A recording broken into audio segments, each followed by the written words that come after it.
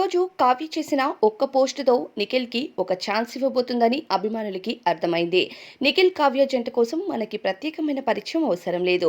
ప్రస్తుతం ఈ జంట చిన్ని సీరియల్ ద్వారా అందరినీ అలరిస్తున్నారు. కానీ పేరుతో ఎంతో మంచి గుర్తింపుని అందుకుంది బుల్లితెరపై నిఖిల్, కావ్య జంట.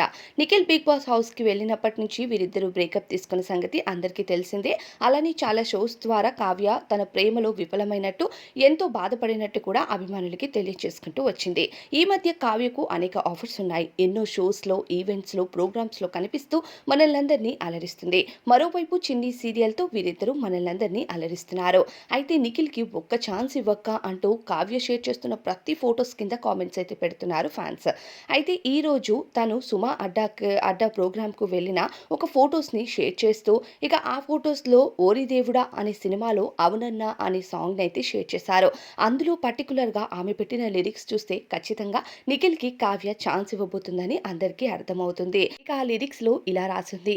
కన్నెదుటే వజ్రం ఉన్నా కనుగొంటూ ఉన్నాను. తీరాన్ని వెతుకుతూ ఉన్నాను. నిజమేంటో తెలిసాక గాని నేనిలా ఉన్నాను అంటూ కావ్య పెట్టిన ఆ లిరిక్స్ చూసి కాస్త నిఖిల్, కావ్య ఫ్యాన్స్‌కైతే ఊరట దొరికింది.